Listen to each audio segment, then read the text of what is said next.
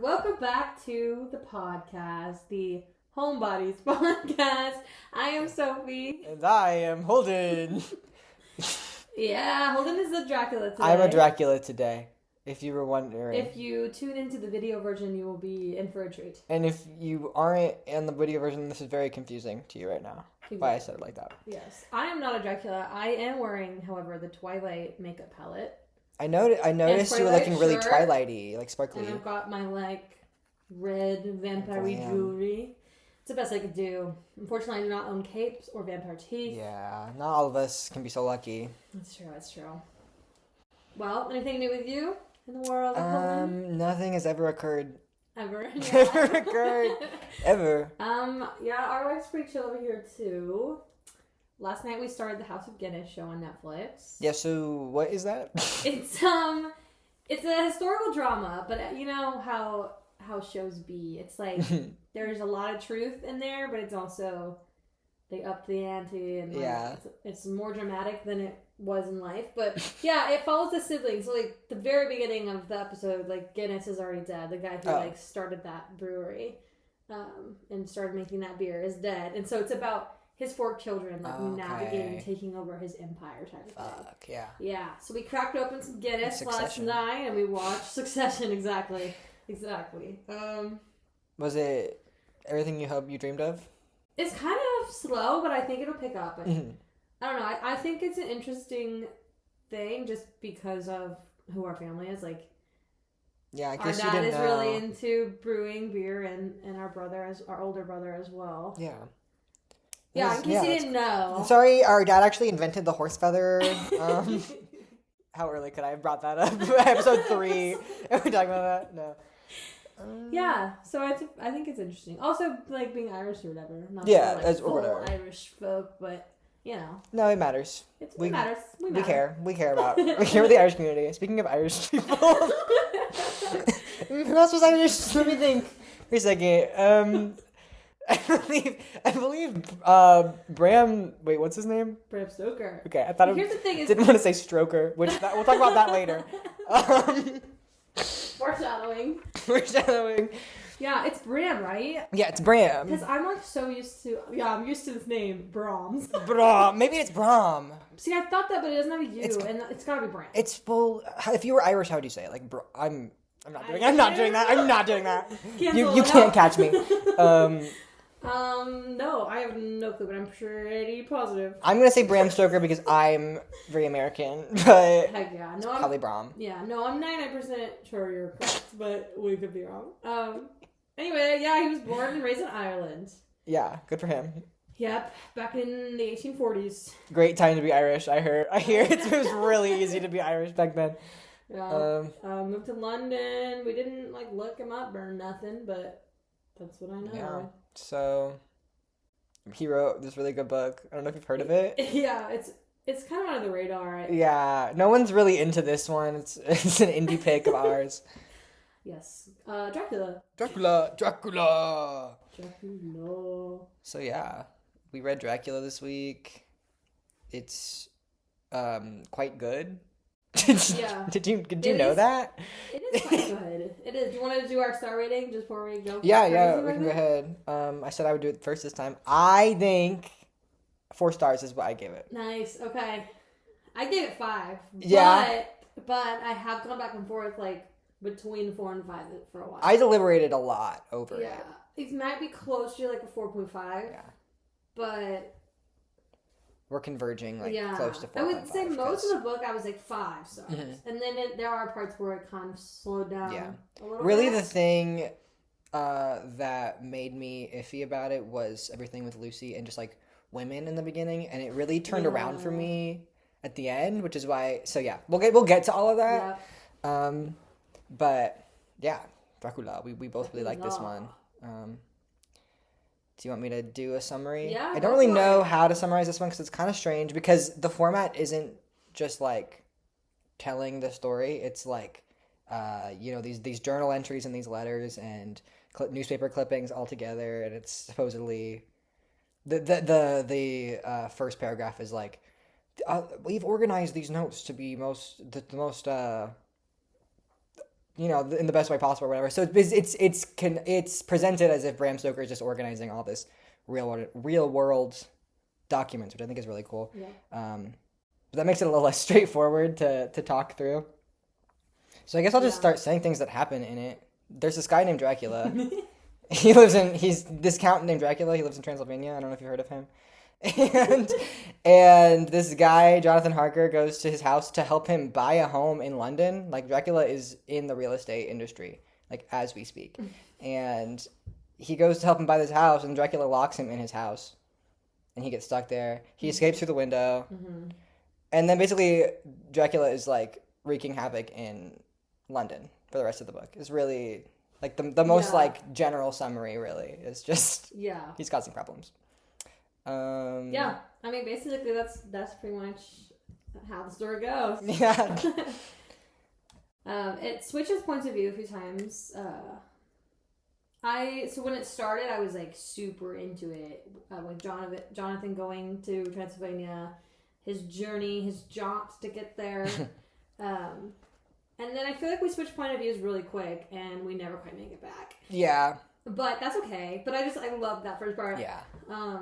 No, it's like its own, like, contained story, really, is all the stuff of him talking about being in Transylvania and dealing with Dracula. And I didn't expect Dracula to be there so early. Like, I didn't expect him to just, like, be on the page talking to him. Yeah. And he's, like, really chill, actually. He's so chill. So, yeah, that first part was really good. And then it really slows down after that. Which isn't bad. It's just, like, a very, very slow burn. Yeah. Yeah, and I feel like Dracula being introduced so early, it definitely worked, like, for the time, because now vampires are everywhere, and, like, we knew who he was and what he was up to and everything. But I feel like if we read this back in the day when it was released, we would have been like, this guy's a little eccentric and interesting, but we wouldn't be like, he's a vampire. It is really funny in retrospect, because you were reading it in the beginning, and it's like Jonathan is driving through these, like, villages on his way to see the count, and every single person he sees is like, don't go there, it's so freaky, that guy's evil, have my crucifix, here's some garlic, and he's like, that's weird, I'm gonna go talk to Dracula now. Like, he just keeps ignoring it. Yeah, all of the signs. Yeah. Like, Dracula, there's so many different, things that Dracula does where you're like, that's different. But the one that stuck out to me the most was running down the side of the house. Yeah. Like Spider-Man style, but make it really creepy and vampire-like. And I don't know if at that point he's kind of figured it out, but, like... He's still kind of like, this is weird. He's not like, that should not be humanly possible. Like, it's crazy how chill he is about the stuff that Dracula does. Yeah. It's so funny. One thing from the beginning that I just need to bring up is that Dracula has a mustache. And that's, like, never in any adaptation has Dracula had a mustache. That's just weird. I just thought that was weird. Yeah, when we get his description, it's really funny to me. Like, Jonathan's like, I observed him. And then he just, like, slides into this internal dialogue. Just that's an absolute full-on roast of Dracula. Like, everything is pointy and this and that. And, like... He thinks he's the ugliest guy he's ever seen. Before he thinks he's a monster. He's just, like, writing about how freakish this guy he's staying with is. And Dracula is nothing but kind to him. I mean, later on he kind of causes some problems, obviously. Like, we'll get into that. But in the beginning, he's like, welcome to my house. Do you want some food? I made it all by... Like, he's cooking him, like, 7-course meals every day. Yeah, delicious food. But he keeps saying really weird things. And I thought of... Have you ever seen True Detective? No. You might have still know the meme from the season 1 where Woody Harrelson's character looks at Matthew McConaughey and he's like, I just want you to stop saying odd shit. That's what I thought of, because Dracula just kept saying some weird things. And I didn't, like, note anything specifically, but yeah, very odd. A unique specimen. And Jonathan's just like, anyway, it's about your house. It's really fun. Yeah. One more thing about the prologue stuff, and then we can get to, like, after all that, is on page 27, so really early on in the book, Jonathan Harker is, like, in the wilderness and looking around and being like, wow, it's so beautiful out here. And he takes a picture with his Kodak camera. And I fully did not, I was like really slowed down because in my brain, the first thing I think of when I hear Kodak is Pitbull singing, picture me with a Kodak. So I'm like, Pitbull's in my brain. I don't think a Kodak exists back then. Apparently the first Kodak came out in 1888. This book came out 10 years after that. So he had a full-on Kodak. And I just really think that's beautiful. Yeah. That is beautiful. And when you said Pitbull, I started thinking, wait, Holden kind of looks like a Pitbull version of Dracula right now. I'm really giving Pitbull Dracula, actually, yeah. Picture me with a Kodak. That's what I'm saying. Can't believe you would say that to me. Oh my god. Okay. Just general thoughts on the book. I kind of expected it to be slow and boring. Mm-hmm. Like, I love classics, to be honest. But you kind of know what you're getting into with the classic. And this was like, I feel like it was so not that. It was super silly and weird. There was quite a bit of absurd imagery. Just like, it was different. Yeah. In a good way. It's not like Other Girls. Yeah. Like, that's why I really like the format of it not being just like a narrative. It being like all of these letters and stuff. Because I feel like that kept it from being what a lot of old books are, which is just like pages and pages and pages of like a guy describing one thing. Yeah. And having it move around a lot made it a lot more interesting. Yeah, that was really cool. It's like those found footage horror movies. Yeah.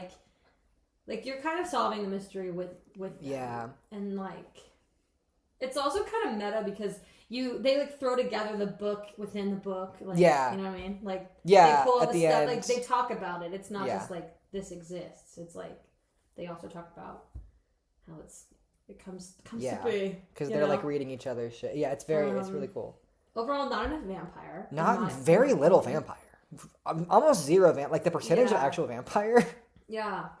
It's more about like relationships between people. Yeah. Friendships, love. I feel like basically everyone is gay. Yeah, so immediately after this guy escapes his house, we cut to his fiance's letters to this woman named Lucy. So Mina is Jonathan's fiance. Keep up. And Lucy is like her best friend. And from these letters, I'm immediately like, okay, John, I'm really sorry, but Mina clearly has something going on with her and Lucy that does not involve you. Mm-hmm. Yeah, I do think they were a little bit. Yeah. You know. Yeah, and then like the way that like the men talk about each other too. Yeah. Like. Yes, like love and build up the people in your life. I love that, but yeah, basically everyone is in love with each other. Yeah, I do. I do believe that. It's crazy, especially the things that Van Helsing says. Like he's always been like, and you're the best, and I love you, my friend. Mm-hmm. And yeah, it's really good. It's very good. Yeah, it's one of my favorite classic novels. I think now. Yeah. Going forward, I think it will carry it with me as one of my favorites, and I feel like.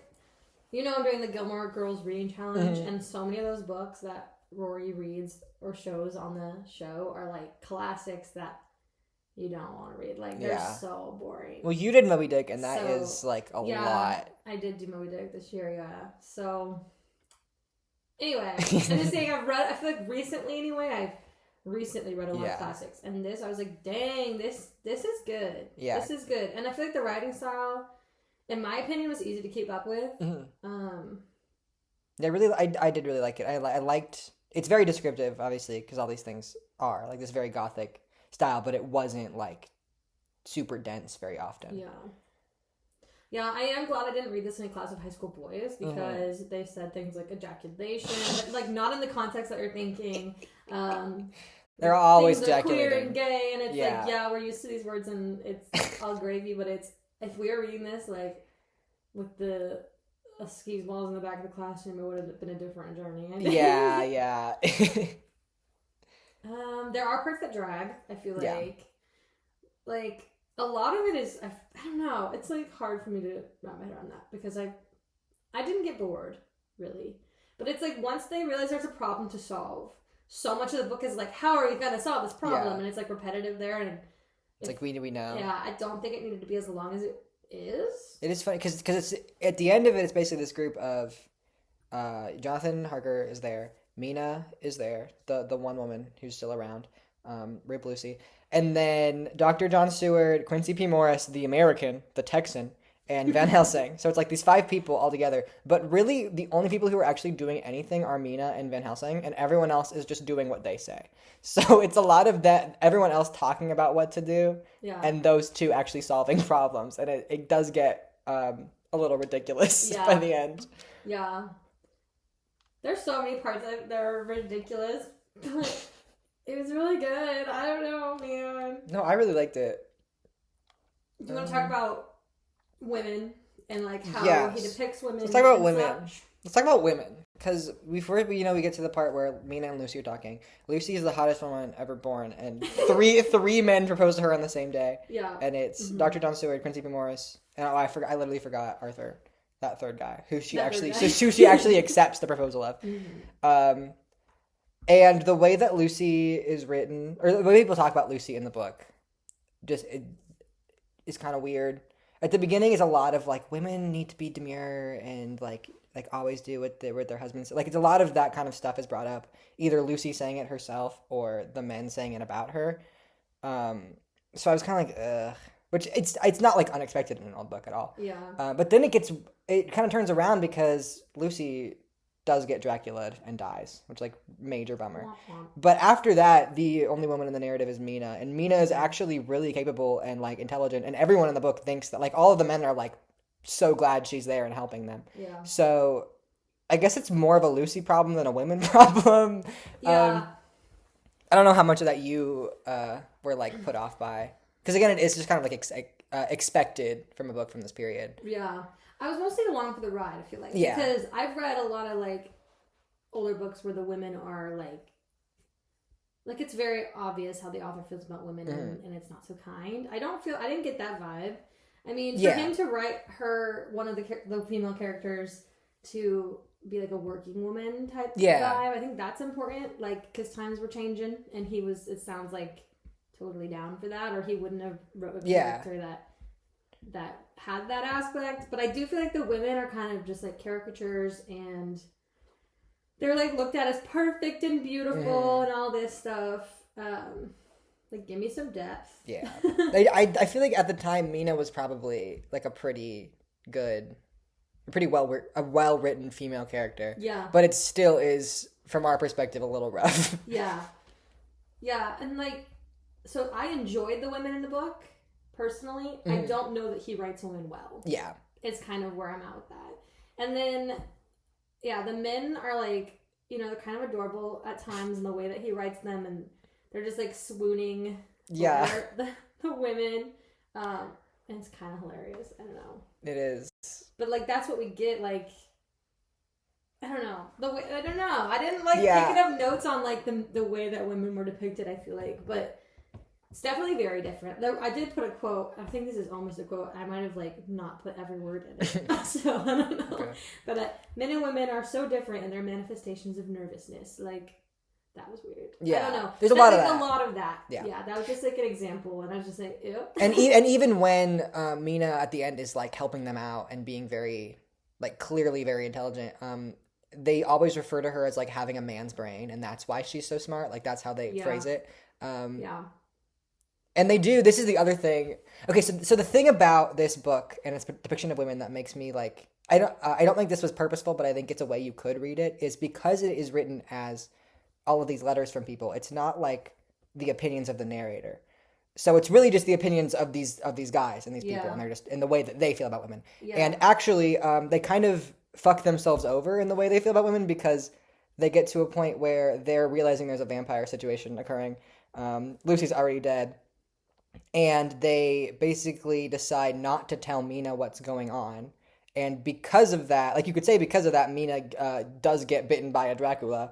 And if they had actually informed her of what was happening in the situation and like included her in shit, then she probably would have known the signs, right? And known what not to do. And so you could read that as like, I think you could read this as commentary on, because of these opinions of women, they are forced, like they are victimized because of that. I don't think that was intentional, but if you wanted to be really, really kind to the text, you could. I feel like because of the different points of views and like the letter aspects, So, like, okay, so my opinion with, like, romance in books, I love romance in books, but don't just tell me there's a spark, like, make me feel it. And the way that she's like, all these men love me, and they've all proposed, like, they all, whatever.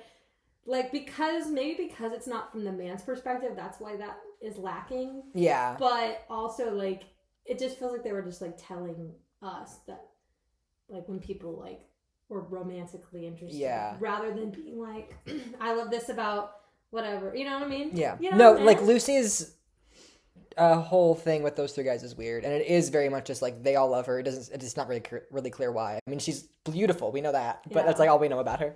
But then actually, I was really surprised by Mina and Jonathan's relationship. I actually did, like, buy them as a couple who, like, cares about each other, which is rare in these old books. Like, yeah, that one was strong. And I also feel like it's just super cutesy that, like, because, like, this is existing in a time where you couldn't, like, for example, Jordan, like, if I go on a trip, I can call him and be like, this is what we did today, or whatever. He's like, I'm going to write a travelogue and write all of the details down so I can go tell my wifey. It's just, like, that's cute. It's cute. and there's a point, you know, once Mina gets Dracula and she's, like, kind of turning into a vampire, there's a point where he says, like, if she does fully become a vampire, I'm going to go with her. Like, I'm not going to let that be something that she bears alone. And it's like, wow, you actually really care about your wife. She's not just, like, a backdrop to you. Yeah. What was interesting to me about the characters in this book is, like, I feel like gothic characters are usually, like, super over the top and campy, and we got some of that from Dracula, but I don't feel like most of the other characters have that. Except maybe, okay, the Doctor was kind of funky, but that's also at the time. So, like, he's like, I'm gonna use brain to fix every issue that ever happens. He's like... Like, when Lucy was weakened by Dracula and she's, like, fading or whatever, he's like, okay, I'm going to take brandy and I'm going to rub it on her lips and her gums and all over her body. And like, that was maybe more common, like, medical practice of the era, but it was kind of comical. It is funny.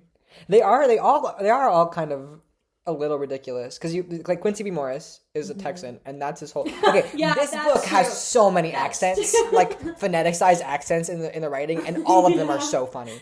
So Quincy Morris is rolling up like, well, hey there, girlie, like I'm a cowboy, and it's like, okay, what are you doing here?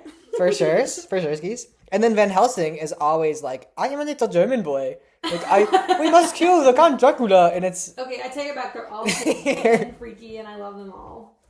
They're all a little bit ridiculous. I did write Little German Boy Van Helsing. He's Dutch. He's not German, but that's how he talked to me. So I don't know how familiar you are with like the Dracula story, or how familiar you were before this, because I never read the book before, and I had never seen like any of the movies or anything. So I don't know what his deal is. I knew the only thing I really knew was Dracula is vampire, slay, and then Van Helsing was a vampire hunter. But at the end of the book, Van Helsing is not the one who kills Dracula, and that's kind of interesting to me that he's just like one of the many people who are present, and the one who kills Dracula actually is the cowboy. Yeah. Why isn't he in any of the books, any of the movies?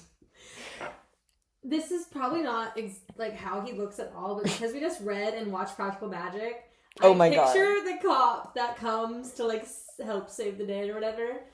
Like that's who has been in my absolutely head. Is who it is. Absolutely. Yeah, he's the one. The cop from Practical Magic is the one who kills Dracula and then dies, instantly dies.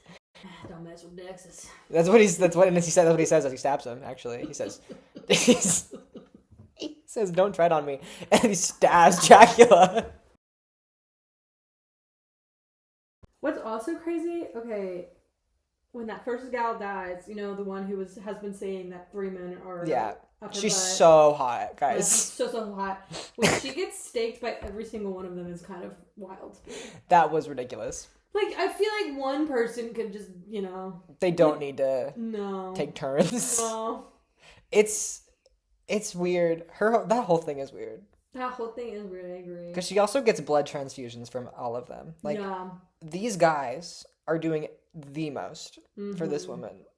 Yeah, they're doing a lot. They really truly are doing a lot.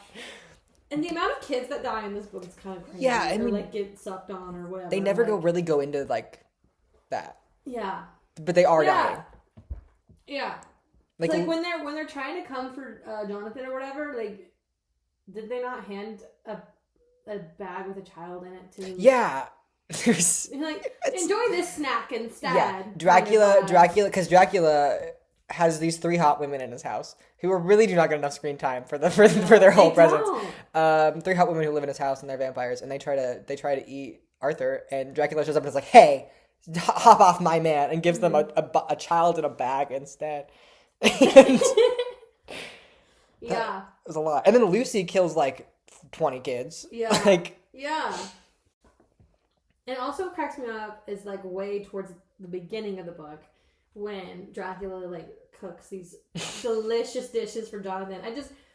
First I can't wrap my head around it. It's kind of like the scene in Twilight where they're cooking for Bella. Yeah. But they haven't cooked food in so long. So why does Dracula, like, how did he retain his, like, taste and his skill for cooking? It's just interesting. Yeah, he just, like, is following a cookbook really closely, hoping it turns out. It also is funny because, at the beginning, Jonathan thinks there are servants doing all the stuff, like cooking and cleaning his shit and, like, changing the sheets and stuff. And then he finds out Dracula was doing it.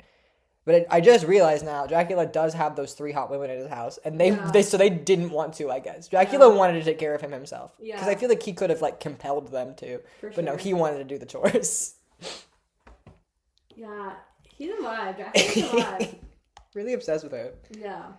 Also, everything he does goes wrong. Like, he's really not that intimidating when you think about it. He fucks up really badly trying to move to London.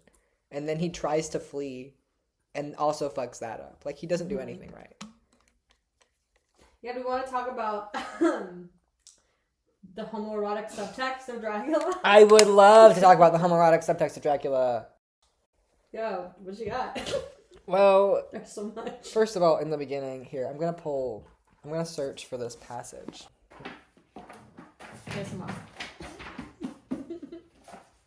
Okay, I'm not done. Enough. Enough. Let's see. When in the book was he being a little bit fruity? Okay. So, Dracula, the way he talks about Jonathan is just a little bit much. So, that scene, we said, where he gets those 3 women not to kill him.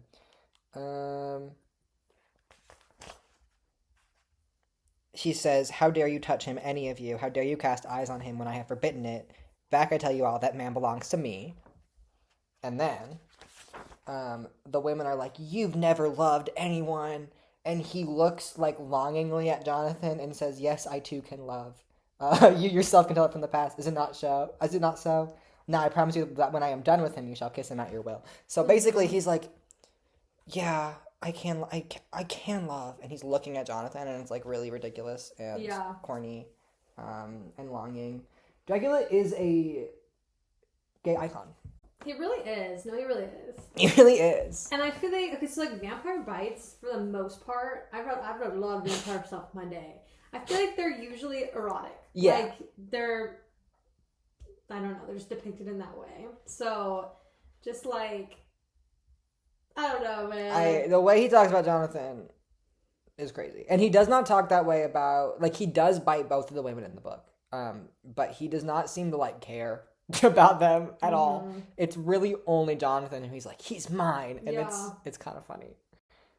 It makes you wonder what happened with, as that male crew gets just picked off one by one. What's going on behind the scenes, That's what I'm saying. If we could get a Dracula retelling where Quincy P. Morris, the cowboy who kills Dracula, and Dracula fall in love, that would be really beautiful to me, personally. Now, okay, Dracula is also a crappy person. He's a predator, and he's evil, but I do also fear he is a bi or pansexual icon. And I'm pansexual, so I feel like I can say that. Dracula was potentially a pan. Evil people can be pan. So that's fine. I prove it. Truly. You prove it. Yeah, and good for him. And good for him. Yeah. No, I'm trying to think of other, because I feel like there was a lot of ones where I was reading it where I was like, gay. Gay. And then the like Hillary Duff scene popped in my head, you know, where she's like, when you say that's so gay, do you know what you say? Exactly. So I just like I have that back and forth dialogue in my head. Yeah, all the time. Every time that's constantly playing in your head. No, I thought it was crazy. And again, like the way that Mina writes about Lucy, or the way that they write to each other, I'm just like, oh, okay. Yeah. Dracula and Jonathan at the beginning seem to have something going on. Yeah. Yeah, it's not just Dracula. Like, there's just a lot of gay. Yeah. Between the other men. And I do think that in the time period, it was more normalized for men to have, like, these, like, deep romantic friendships.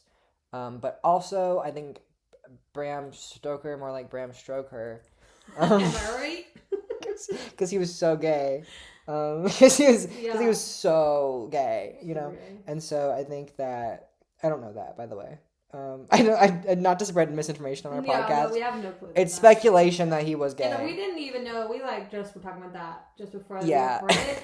Found that online at some point. Like, scholars suggest he may be gay. He and his wife did have a sexless marriage. Mm-hmm. He did die of syphilis, despite their marriage being sexless. Mm-hmm. He was close friends with Oscar Wilde. Mm-hmm. So that's all I'm saying. Yeah.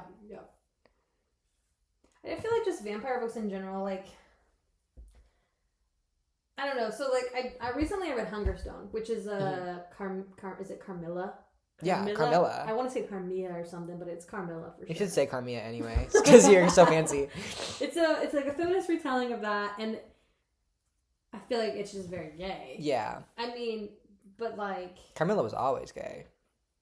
Right. But then, like, they're not explicitly, you know? Yeah. And that's why I love the modern gay vampire retellings. You know? Yeah. For sure. There is something to be said. Because, you know, I think, like a lot of this gothic horror stuff of this, like, time period, the monster does kind of represent some kind of, like, other group. Mm-hmm, and it's really easy to put... homosexuality onto that. And so I really like these modern retellings that take that vibe and are like, actually, they're gay and cool. Yeah. You know? Right. And here's where I think bisexual or pansexual is, I do think that Dracula would seduce anyone. Yeah. I don't think it cares who. I just think Jonathan was maybe in his path for the book. You know? Yeah, he was probably, you know? Jeez, and there is like stuff implied in there again with where he's like, the three hot women who live in his house say, "You've never loved," and he says, "I have loved. Don't you know it from like the past or whatever?" Mm-hmm. So can we get that story? Can we get the story of Dracula's long lost love? Yeah. And like who were they? I also want to know more about the women. Yes. Like his little flock, because here's the thing, they could be.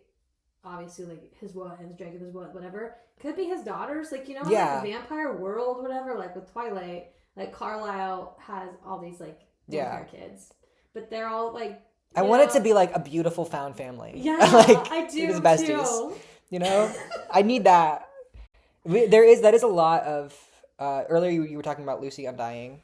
So that's a Dracula retelling focusing on Lucy. And then... our bestie friend of the show, Ben Shaner, suggested a book called A Dowry of Blood, I think, which I think is about one of the three hot women who live in his house.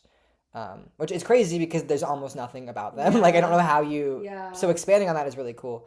There's a lot of retellings of Dracula that focus on women, and I think that's really good. And also focusing on queerness, which I think is present. Yeah. Yeah. Yeah. I don't know, I have such, like, there's, like, if my brain could be better right now, there's a lot that I could go into, like, I feel like the way that Dracula is depicted, yes, Holden and I are gonna love to always talk about gay things, right? Yeah. But there is something to, like, Dracula being, like, a foreigner, and then... Like, look, these British people would never do this weird shit that Dracula's doing kind of thing. Like, there's definitely something there that's, like, icky. Yeah. There's a lot. I think the way this book approaches cultures is strange. Because, again, like, earlier, like, all the accents There's so many accents. Yeah. And then, at the beginning, Jonathan is just basically driving through Transylvania and being like, all these people are so weird and not English. Yeah. Yeah. It's crazy. Calm down, Jonathan. Yeah. Chill calm out. down. The biggest thing to me about Dracula being gay. Let's circle back to Dracula being gay.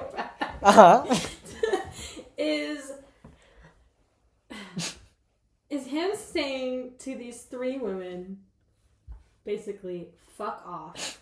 Jonathan is mine. Yeah. In period. That is Dracula. Summed up. That's all he has going on. What else do you want to talk about? Because I feel like we went on a rampage about sexuality for a long time, and I feel like there might be more to say, but that's pretty much... That's most of it. And going back to him being gay, there is another thing that happens. I love it. We're just always circle back to being gay. When Dracula basically leans over John's shoulder and is like... And Jonathan's like, ugh, like he's like clearly freaked out, and Dracula moves away. Like Dracula touches him, and John's like, ugh. I think genuinely you could read this if, again, thinking that Bram Stoker, more like Stoker, could have been gay, or at least was besties with Oscar Wilde, so like he had gay friends. I do think that you could see some kind of like self-loathing queerness in the way Dracula is predicted. What's that word? Portrayed. Yes. Because. Yeah, he's like this freaky old guy who brings this guy to his house and like is clearly really, really wants to talk to him and touch him and be his bestie, boo thing. And John is really not here for it. And he thinks it's really gross. And I think that so it is at the end of the day, it's serious. It's really serious the way that we should be, and it should be seen as serious. I wonder if that if Bram Stoker was gay, if that is something that is if Bram Stoker was queer. I wonder if that is something that fed into his portrayal of those things. Yeah. And what's also interesting is I think that we as a society... I think we as a society are like a bunch of haters now. Yeah. We're assholes. And back then, they were assholes as well. Different kind of, I feel like, well, maybe similar, but... Anyway, my point of this is that manners were everything back then. Everyone was like within your groups, very overly nice and like touchy feely and like talk about, I don't know, they just vocalize those things. Like as far as what I know, I'm not from the 1800s, dog. Yeah, there was a difference in in the world. In like manners and what is the word for that? Did you just say it? When you like do all this stuff correctly, but people were a lot more like vulnerable, or at least based on old books that I read, people were a lot more vulnerable. That's what I was thinking too. I don't know if they actually talked like that in old movies that I've seen. Yeah, but if you read like letters that these authors write, they're besties, like they're really, really vulnerable and emotional with their friends in a way that we would not be doing today. Right. So yeah, Mina and Lucy could be besties, and who like just deeply care for each other. Let them have that. Let them eat cake. Let them have or no, I was gonna say each other, but.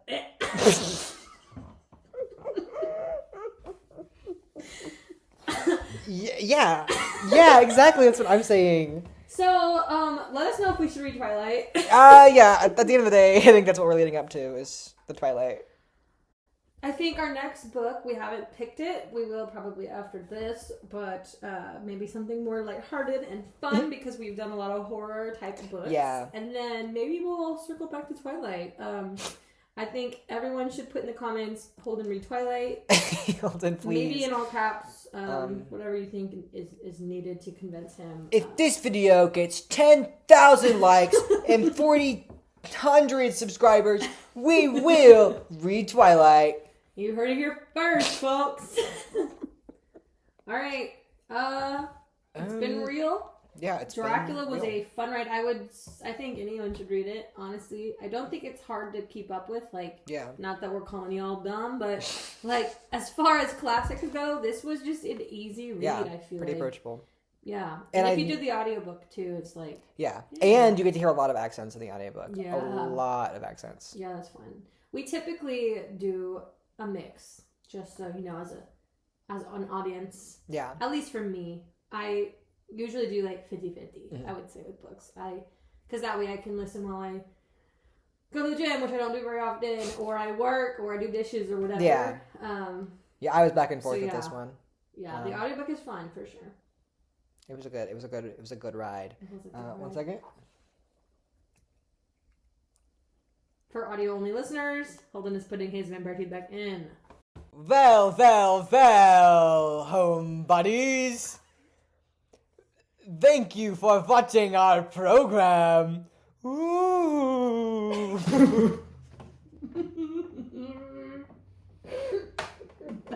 And that's it. We're cutting right there. Okay.